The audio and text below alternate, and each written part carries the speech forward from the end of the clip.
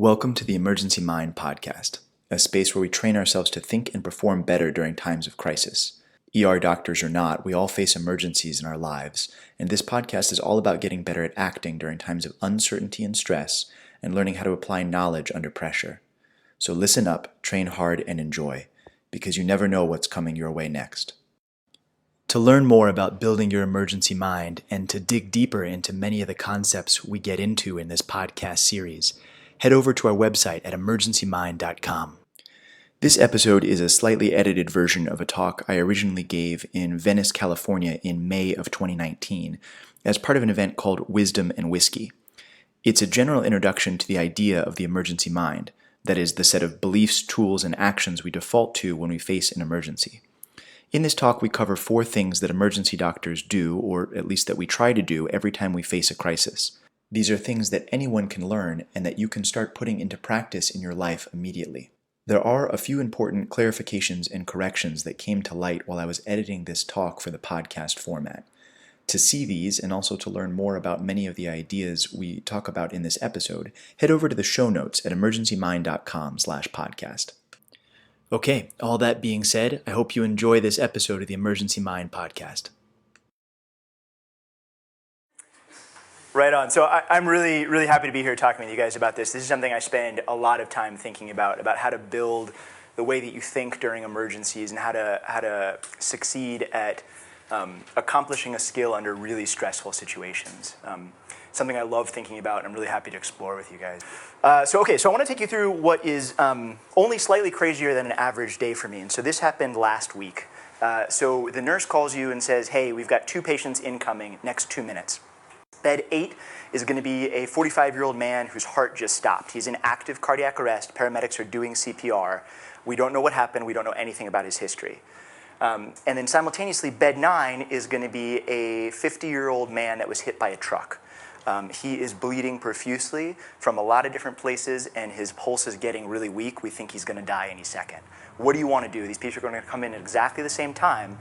All right, you've got about a minute to decide this. All right, so as I'm talking about this, I want you to think through sort of what that feels like. What does it feel like to even hear that? Like, does your pulse quicken a little bit? Are you a little bit nervous about being in that situation? How do you think you'd marshal your resources when that happened? Probably what this feels like to hear this is what it feels like for a lot of the junior doctors and a lot of the medical students the first time we run something like this, which is some version of this, which is that it feels paralyzing. It feels like you're full of fear, like you can't move, like you know what to do in theory, but you can't actually deploy it when it matters, right? And something like it just happens so fast. And maybe this feels like an emergency that you've been through. Maybe you haven't been running cardiac arrest, but something's been happening where you or your family have been in serious danger, and this might ring some chords in there. Now, if this is what it feels like at the start of education, somewhere towards the end of your education, if you start asking people what it feels like, if you ask ER doctors what these kind of things feel like, they tend to say things like this. You know what, it was hard, but I stepped up and got to work. I was calm and collected. Time seems like it really slows down when I'm handling these critical cases, and I was ready to go. It was incredibly difficult. It was super sad, but we got up there and we did the work we were trained to do. And so the question is, how do you get to that, right? What happens? Because nobody, at least not me, I wasn't born like that, and a lot of you guys out here actually have known me for a long time, and you've seen me before this was part of my normal personality. And so how do you get to the point where you can run simultaneous cardiac arrests, one medical and one traumatic, and do it in the best way possible? Even if the person ultimately passes away, how do you bring the best you have to bear into that situation? So this is me on the first day of medical school. Oh my God. Right? Same goofy-ass smile, significantly more hair, and a lot less good at what I do. But how do you get from this to this? And so part of that is knowledge, right? You learn the doses of drugs. You learn the way to deliver electric shocks, to put in breathing tubes. But more of it is you learn how to do these skills when it really matters, when people's lives are on the line, when it's not just a fake patient or somebody with an ankle sprain, but when it's somebody's dad who got hit by a truck that you're trying to put back together. And so that idea of how you apply these tools under pressure is this thing that I've come to call the emergency mind, okay? And the emergency mind is the set of beliefs, tools, actions, what we default to when we're faced with an emergency, all right? And you can think of it the same way you'd think of a med kit, right, or an emergency kit. It's got a lot of stuff in it. You put it there on purpose. You put it there ahead of time. And when you need it in emergency, you reach in and take it out. And all of us have emergency minds, right? If I put any of you guys in front of one of these patients in one of these emergencies, you would react instinctively with something. Maybe that something is fear, maybe that something is purpose, maybe you'd try the best you could to go forward with it. But you all already have some sort of a med kit packed. Probably it wasn't packed on purpose unless you've done training in this, right? So you have an emergency mind. The problem is that unless you work on it, it probably sucks, okay? And it's probably not able to really get what you need done. And so instead of being the lightning thunder response kit, you maybe have the Fisher-Price sing and learn kit, right? So this is actually a deeper metaphor than it looks like at first. So the Fisher-Price sing and learn kit is given to you by your parents, right? It's given to you by teachers. They're like, look, do these things when something bad happens, right? This is what most of us have unless we've challenged these beliefs in ourselves. And so, so the question is, if this is what most of us have before we do any training, how do we turn this into the lightning thunder tactical response kit, right? Which is something that we could actually maybe want to use in an emergency if we ever needed to. And so what I'm going to talk about is some of the skills that emergency physicians use in our training and some of the exact specific things we do to train ourselves to respond better during an emergency. You might reasonably ask, hey, I'm not an ER doctor, right? Why would I want to build something like this? Why do I need a lightning thunder tactical response kit? Which I just love the word of that again. And the answer, ironically, comes from Mike Tyson, which is that everyone has a plan until they get punched in the mouth, right? And so there's two things to think of here. One is that ER doctor or not, all of us are going to hit emergencies in our life. Our families, ourselves, our friends, something's going to happen, and it's going to be bad, and we're going to need to be ready for it. And when it does happen, we want to be able to respond the best that we can. And that's probably not going to be those sentences we heard at the beginning, things like, I was so afraid, I couldn't move. I knew what to do, but I just couldn't get it done, right? We want to behave more like the people that have been trained, even if that's not our daily bread and butter. The other thing is that if we think about our life on sort of a spectrum here, where maybe most of the time we're in this fun zone, there's like dancing and standing on podiums, and then on the other side of the spectrum, there's really terrible stuff like flaming skeletons, like really bad emergencies. Most of the time we live somewhere in the middle, right? And if we train ourselves to handle the really terrible stuff, then we get better at all the stuff in the middle, all right? We're able to take those skills that we have and put them to play when things don't go the way we want them to go. And a lot of the time, things don't go the way we want them to go. So I think even if you're not planning on being an ER doctor, even if you're not planning on using a lightning thunder tactical response kit, like we still want to upgrade from the Fisher-Price sing-along kit and build ourselves something that's really useful and worthwhile. So that's what we're going to get into. And so what I want to dig into today is 4 things that emergency doctors do to train themselves to respond in a crisis. All right? We accept reality, we act from within, we build sang-froid, which is like the best word in existence, and then we try to play for the future. Okay, so let's dig in. So this is a picture from one of my trauma bays, and this is one of the only ones that wasn't taken by me. This is taken by one of my junior doctors, and it was a person who came in and they'd been shot several times in the chest. And this is, I don't take pictures of patients because they're not really in a place where they can say yes or no to that.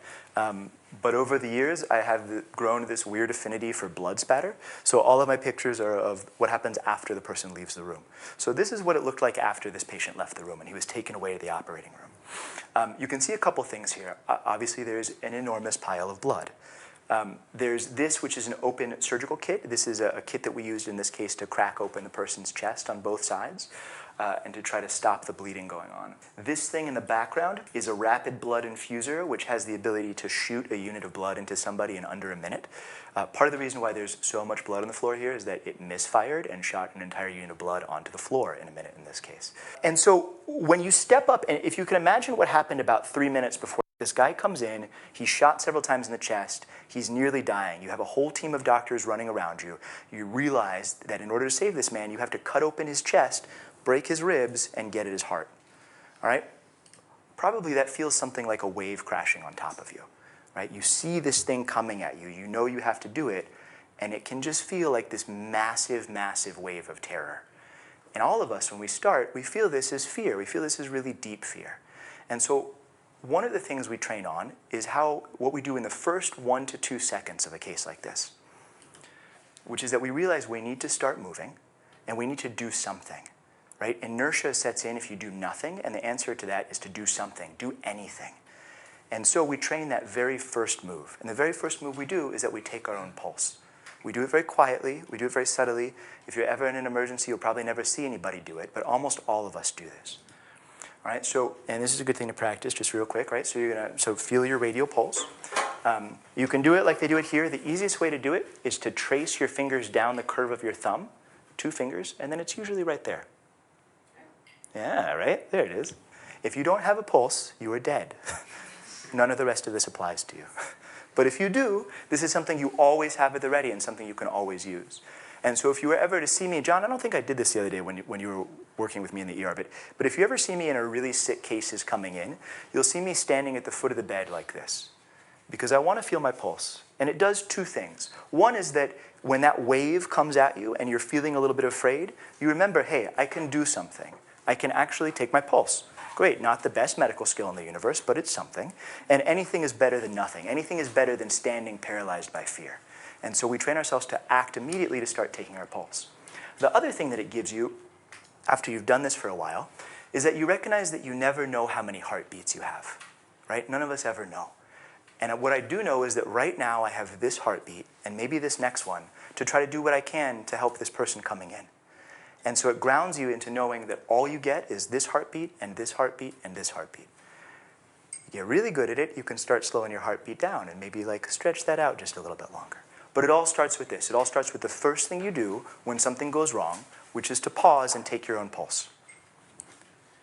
Now, is that going to fix the wave coming at you? No, it's certainly not. You are still going to get hit by the wave.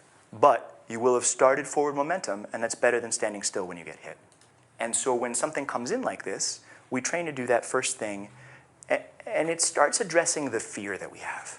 But actually, that starts before this. It starts before we get into the room. Because all of us train to see people that die and to work with death. And we train to address the fear of that. Because a lot of the fear that happens when you find yourself in a crisis is thinking about what is the absolute worst thing that could happen right now? What is literally the worst thing? And in a lot of cases, that worst thing is death. Right? Now, maybe that doesn't apply to some of the things we do that feel like an emergency, right? We go into the coffee shop and there's a long line and we're going to be late for a meeting and that just feels terrible and we're revving up and we're angry and we're upset and we're just sort of spiraling because we don't get our coffee. Okay, that sucks, right? I'm not going to lie. I really want my coffee in the morning too, especially before I go into a shift like this. But nobody's going to die, right? And so thinking about the worst thing that's going to happen is how we start to conquer some of that fear. And so here we go, all right? I'm sorry, you're all going to die. This is the only true 100% guarantee certainty I can give you as a doctor is that everybody in this room is going to die, including me. Everybody that we know is going to die. The crazy part about it is that you never know when. So like, maybe you're going to die today. Man, I hope not. I totally hope not. You guys seem wonderful. I'd really like to not lose any of you. But maybe. We never know. And that idea of thinking through the fact that you're going to die and starting to make peace with that is how ER doctors start to work with the fear that comes into one of these things. And so we use for this a technique that comes from Stoic philosophy, right? And so this is Latin, memento mori, and it translates either as a verb or a noun, but in either way it means remember that you are mortal, remember that you're going to die. Okay? As a verb, it's a command. Remember, you're going to die. And as a noun, it's a thing, it is a memento mori, a thing that helps you remember that you're going to die. All right? And the idea is that you keep this with you and you think about it, not once or twice, but on a regular basis. You think about the fact that death is coming and you try to make peace with that. And the more you're able to make peace with that, the more that fear goes away. You still get hit by the wave, you don't live forever, but you face it without any fear. This is one of my favorite quotes about this. I have no idea how to pronounce this dude's name. It's from a book of Japanese death poetry, which I like weirdly love. Long story behind that, but "O young folk, if you fear death, die now. Having died once, you won't die again." And the idea here is not really to just go ahead and die, right? But the idea is to throw your mind forward into what that's going to be like. What is it going to be like without you? What is death going to be like?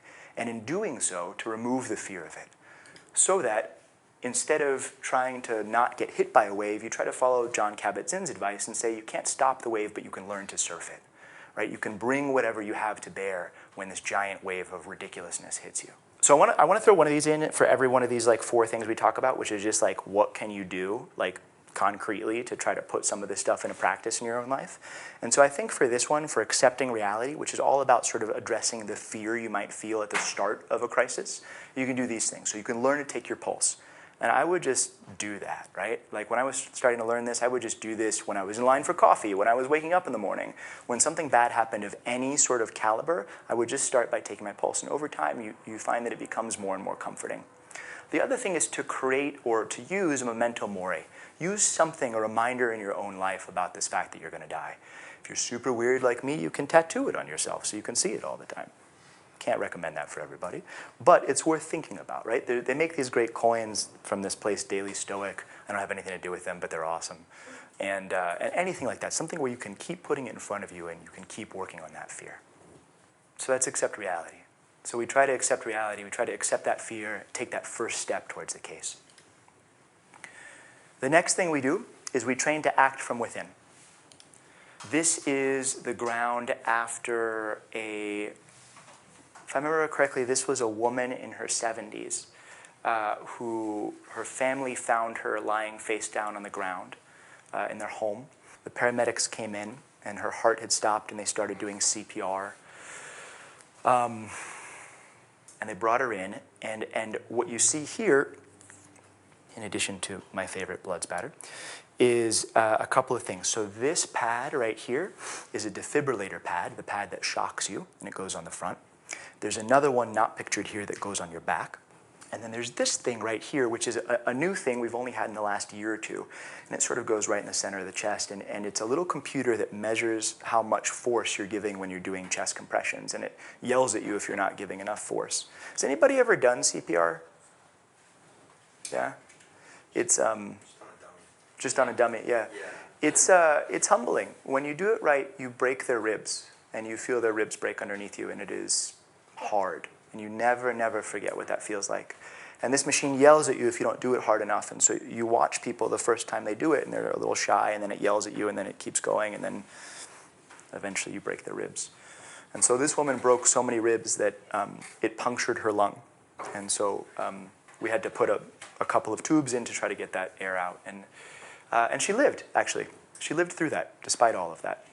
And her family got to see her in the hospital again, which was a pretty wonderful outcome. What we train to ask ourselves in every situation, and we're going to get back to how this applies to chest compressions, but is to ask ourselves, what's in my control right now in this crisis, and what's outside of my control? And essentially, where do I have any power to act? And the sort of idea here is to think about it like archery, right? So when we think about archery, we think about somebody, and they spend a lot of time working with a bow and arrow, and then they try to shoot a target, right? But where do they actually have control?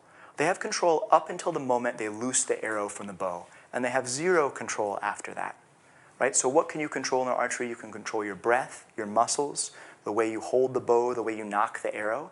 But once that arrow leaves your bow, it is entirely out of your control.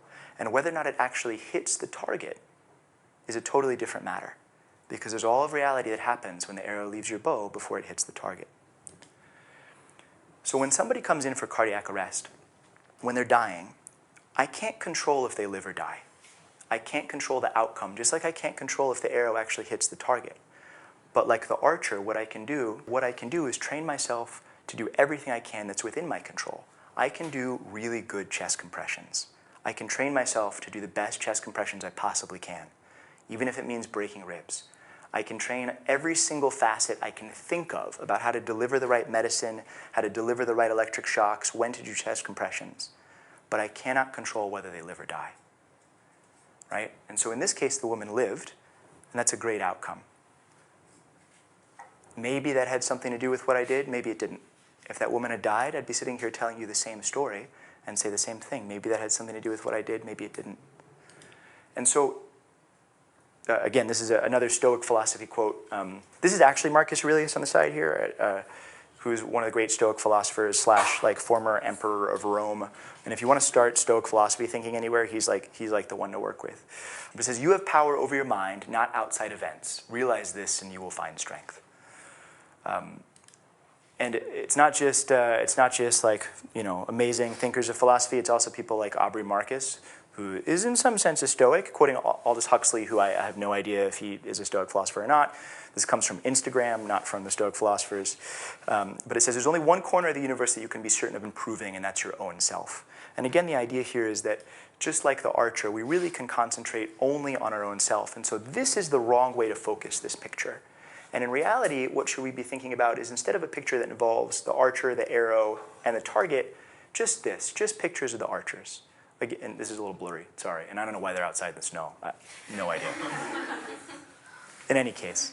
Also, like, why is that dude not wearing a shirt? Totally unclear. So many questions, right? So many questions. Totally. But like, I can't control whether or not he wears a shirt. But what we can do is focus internally on what we have any power to react on. And why is this important? Why is it important to tighten our cone of focus into the things that we actually can make a difference on? And the answer is this, which is the chemical formula for a sugar molecule. Okay? Our brains are incredibly amazing machines. They can accomplish all sorts of stuff, but they're still physical entities. And every decision we make, every nerve we fire, burns sugar molecules. It costs energy, and it costs energy in the form of sugar to make a decision. All right? So we can only make so many decisions. When you put this into practice in the setting of a crisis, where there's a lot of adrenaline, there's a lot of other things going on, there's a competition for the sugar molecules going on in your body, you only have the ability to make a couple of decisions really well. And you want to make sure that the decisions you make are the decisions that matter, that you don't waste your scarce sugar resources on something that you don't have any control over. Okay? There's actually amazing studies about this that look at the probability of judges granting parole to people based on the time of day, and sort of see that after and before lunch they make different decisions. Right? Like, we run out of sugar, we all do. And so training to use sugar in a way that matters is actually a really important skill set. But it's sort of off topic for this. But the point of this is that you want to make sure you make the decisions about where you have actually a power to make a difference. Okay, so thinking about why that dude's not wearing a shirt, I don't know, man. Doesn't seem like a great use of my sugar, right? It's a waste of sugar. And I'll teach my residents just that. They'll ask a question, or they'll be frustrated about a process going wrong, my junior doctors, and I'll be like, you are wasting sugar with that question. We don't have enough to go around. We only have enough to do what matters. So you got to start and really focus on where you have control. Can I ask a question? Please, yeah, of course. I mean, is it like an allotted amount of sugar, after you've eaten, or is it something you can re-up on? Like, Yeah. Great. That's actually really good. So yes, in most cases, you can learn to balance that better by controlling the way that you take in sugar over the course of a day and take in calories over the course of the day. So I've changed the way I eat a lot over the years, in part because of this, because the more that I've studied how much sugar plays into my ability to make decisions, and especially now that I'm supervising a team of people, I've spent a lot more time thinking about how I can make this work better. And so I've tweaked that a little bit. The idea still is that we're not omnipotent. We can't do everything. We can't make all the decisions we'd even want to make. And if you think about yourself during a normal day, how much energy you flow into things that you have no control over versus the energy you spend on things that you do have any control over, that is so heightened and amplified in the course of an emergency, because not only do you not have enough sugar to make all the decisions, you don't have enough time. You probably have the time and resources to make one or two good decisions, especially at the beginning. And those decisions that have echoes that carry on throughout the case that you'll do. So again, Marcus Aurelius, right? You have power over your mind, not outside events. Realize this and you'll find strength. And so how do you train this? Well, you train this by practicing in times when it doesn't matter, times when it's small. By that idea that I'm talking about how do you use this during the course of your day, how much time and energy do you spend on things over which you have no control. So this is a drill that actually came from one of my martial arts instructors. And he goes, okay, here's 2 lines. What can you do to make the top line the smaller of the 2 lines? Yeah, you can erase part of it. You can squish it in a little bit. You can squint. You can cut it in half, right? What if I told you the bottom line was your line? What could you do? If the bottom line's your line and your goal is to make the top line the smaller line. Make yourself bigger. Boom, right? Exactly. Focus yourself where you have any control. And so again, the idea is to think about this, to think about in yourself what time and energy you spend on things over which you have zero control whatsoever. And over the course of the day, get used to asking yourself, especially when you feel yourself amped up or in a situation where you don't feel comfortable, what about this can I actually control? And to focus your energy there. All right, that was act from within. So we accept reality, we think about fear, we think about addressing fear and moving forward. We act from within, we try to do the best we can with the tools that we have. What about when things start going wrong? What about when we have setbacks, when bad things happen? All right, well, the third thing we train as ER doctors is to build sang-froid. So this is a scene from one of my resuscitation bays after a respiratory arrest. So in this case, this person had really terrible asthma. They couldn't breathe. We tried giving them all sorts of inhalers. They tried taking inhalers at home. And it just got out of hand to the point where they couldn't breathe so much that we had to put a breathing tube in. Okay, so we had to put them to sleep and put a breathing tube in, a process that's called intubation. This is a skill set we use all the time as ER doctors, and it's one of our core sort of wheelhouse skills. What's interesting, and this is the room after we successfully intubated her, put her on a ventilator, and got her admitted to the medical ICU, and we were starting to open her lungs back up with some medical treatment. So this is the scene afterwards. And there's two things that are, well, there's one thing that's interesting here, and that's actually this. So I showed you this the other day, right? So this is a backup thing that's called a bougie. All right, it's not the normal way that we think about bougie as being, you know. Exactly, yeah. This is, in fact, I don't know how it got that name. It's just called a bougie. It's a long, thin, flexible, rubbery stick that when you go to intubate somebody, you take a look in their mouth and you try to put a breathing tube in, and if you can't see it, if it's too big or small or tight or the anatomy is just wrong, you can use this other thing, this backup tool, which is a thin, flexible stick, and blindly put it in. And if you do it right, you can actually feel the vibrations as it hits the ring of the trachea. And the thing that's interesting about this is we have it here, and it always lives here, so that if you're in the process of doing an intubation and something goes wrong, something doesn't go the way that you want it to, you know you can always reach blindly behind you to the left, pick up that bougie, and move to your backup tool. Okay, so this part is about how do you keep going when things don't work the first time, right? Which, as an emergency doctor, is something I face basically constantly. Nobody's in my ER because things are going well, right? Nobody just shows up for fun. Except for me, I show up for fun. John showed up for fun. John showed up for fun, that's true. And so the skill we train is this word, which is, it's one of these words that doesn't have a direct English translation, but I think it's totally amazing. So sang-froid is the combination of two words. So sang is blood, and froid is cold. So sang-froid literally means cold-blooded, but it specifically means the process of staying cool under pressure. Okay, so Napoleon is said to have said, I guess, about his troops that panic must be drilled out and sang-froid instilled. Okay, so this is the concept of being cool under pressure. And more than anything else, this is the superpower of an ER doctor, right? We train that no matter what happens, no matter how crazy it is, that we respond with this. So this is sang-froid, right? This is Little Red Riding Hood facing down a wolf being like, dude, bring it. Let's go. I don't care, it's raining, it's cold out, whatever, let's go. This is sang-froid. This is not sang-froid, okay? Sitting quietly saying this is fine when the world is burning around you is stupid. Get out of the house, it's on fire. Don't sit there and say this is fine. Okay, there's a really big important difference here. Sang-froid is staying cool under pressure, but it's also acknowledging that what's going on sucks. All right? It's not pretending, it's not Pollyanna. It's not pretending that what's happening is meaningless and not hard. Instead, it's saying this is hard and we do it anyway.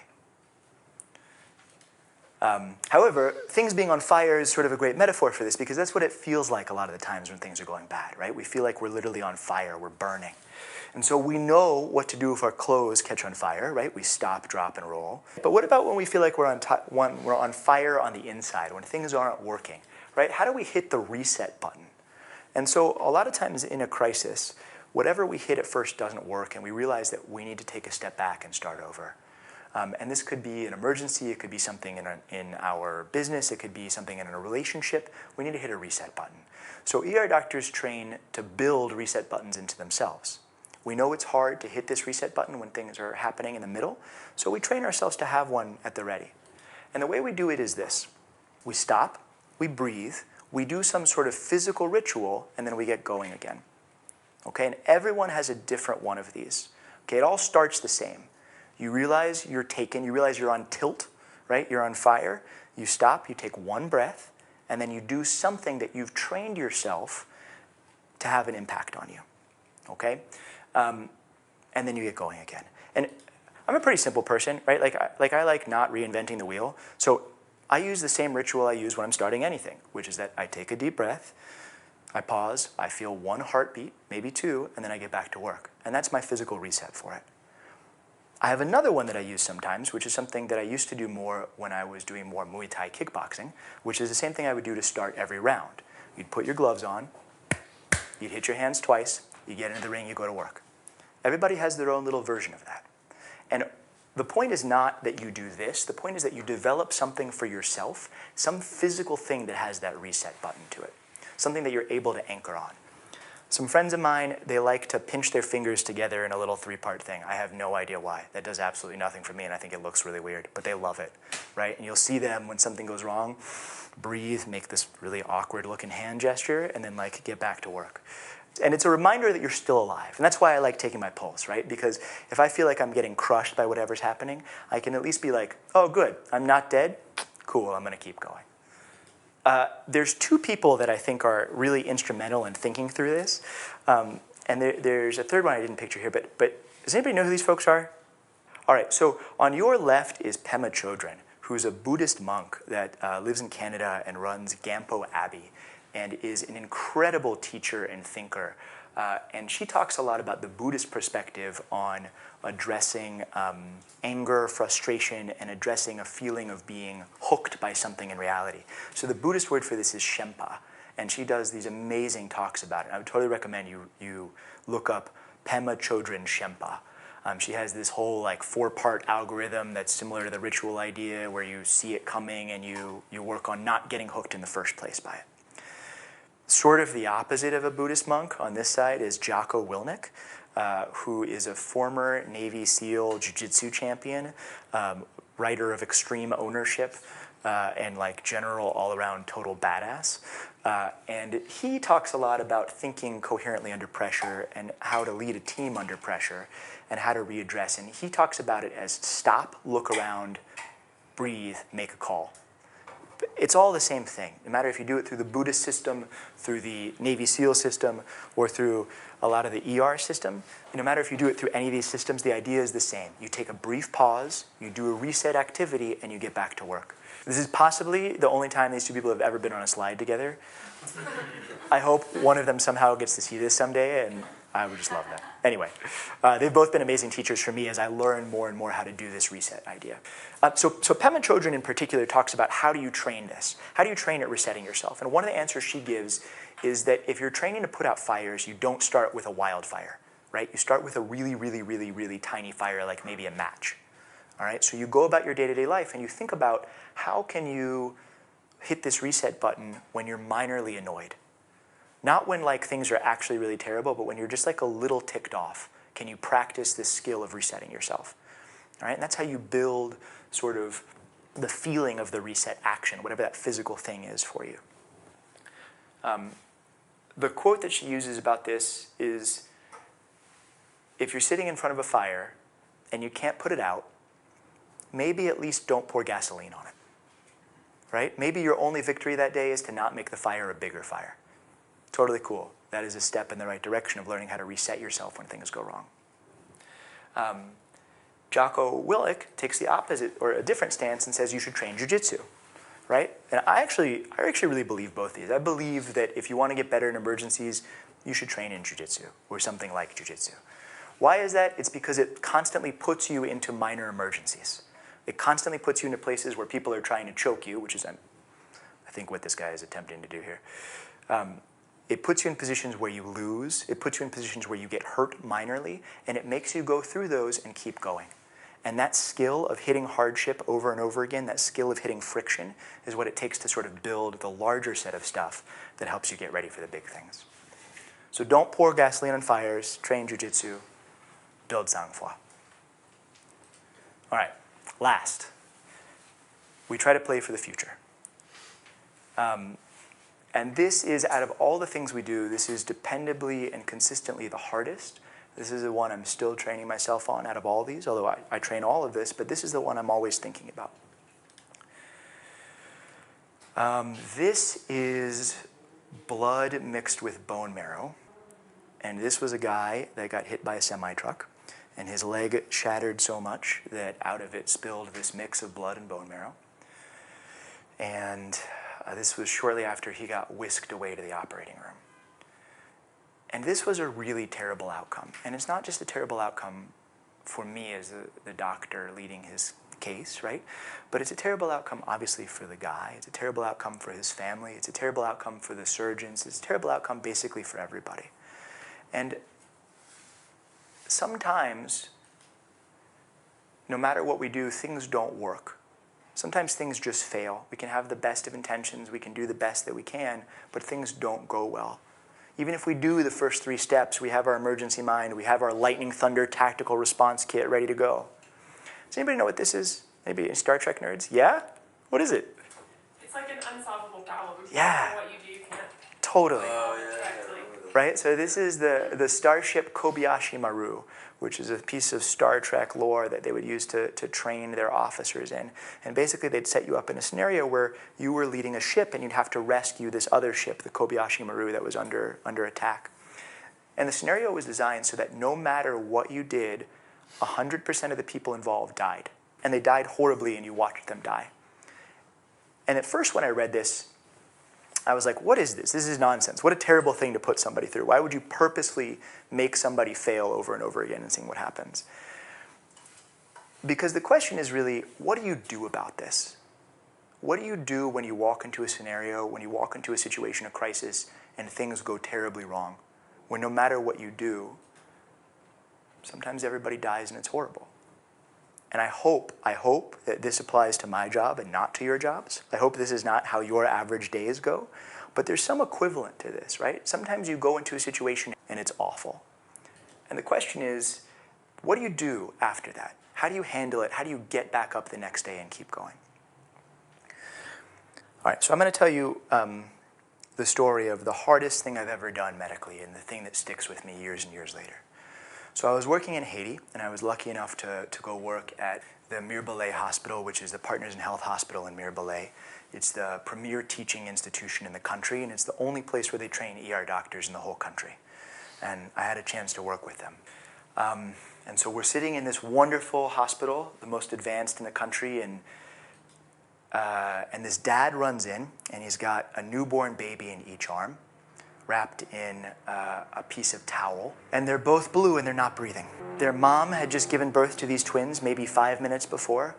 Dad, at home, Dad took one look at them, realized they weren't breathing, that they were essentially dead, scooped them up and ran. Mom never even got to see them, never even got to hold them. And they run in and he gives me 2 babies and he goes, please. And so we go to work. We marshal everything we have. We pull every trick we can think of. I built systems, this thing called bubble CPAP that I had never seen created. I'd seen a drawing of once. We got that up and running. We built incubators out of trash bags and warm gloves. We did everything we could possibly think of. But it turns out that in the entire country of Haiti, there's no infant ventilator machine. There's no machine that's capable of delivering a breath small enough to breathe for an infant in the entire country. And so no matter what we did, we knew these 2 babies were going to die. If they'd been in the States, we could have saved them. I know how to do it. I'm trained. I have the tools. This is what I'm around for. This is the whole purpose of what I do, to save people's children. But in Haiti, there's no tool in the whole country that works. And so these 2 kids died. And they died without their mom ever seeing them. And they died without names.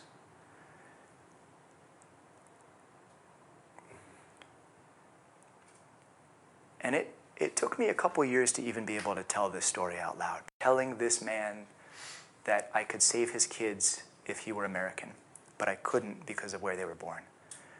There's not a damn thing that's fair about that. That is just horrible.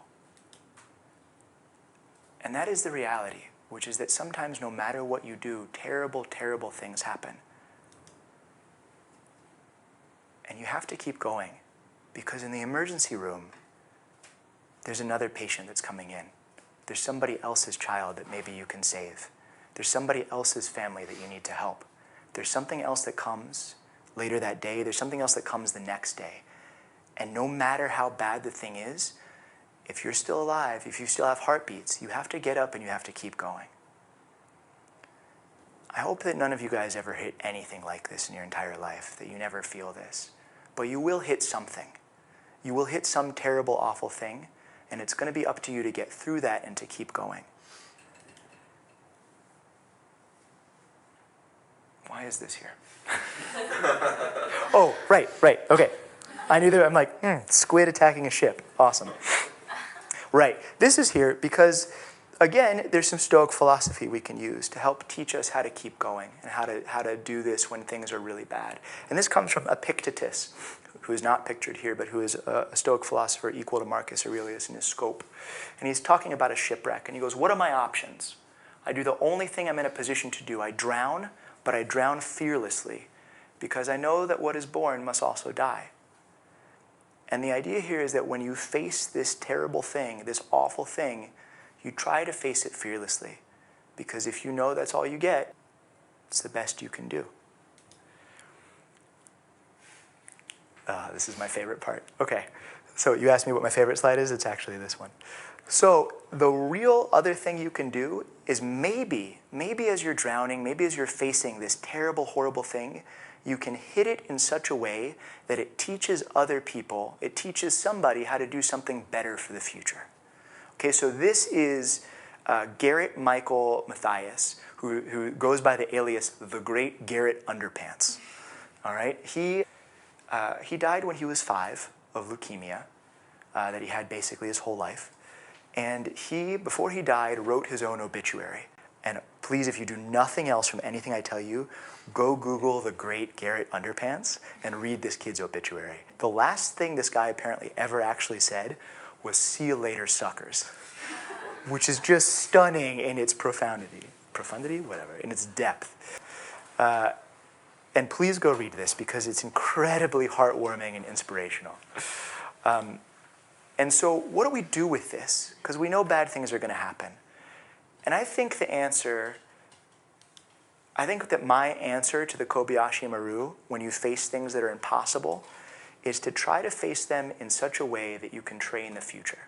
Try to face them in such a way that you can learn from it, that you can make the people around you better, and that you can make somebody better.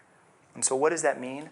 That means that you wake up tomorrow and do it again, whatever it is. That you hit that terrible thing and you write about it, and you talk about it, and you go to your friends and you say, hey, this happened. What can we learn from this? How do we get better? Because you take every single thing, no matter how horrible it is, and you use it to sharpen yourself. Because you know that as long as you're alive, something else is coming for you, and you've got to be there ready for it. And that more than anything else is how you build the emergency mind. You take everything that comes and you use it to make you slightly sharper. You train with each other, and you're in it together. You reach out to each other and support each other, and you all try to make each other slightly better every time. You try to play for the future no matter what comes in. I think that's it. Thank you guys so much.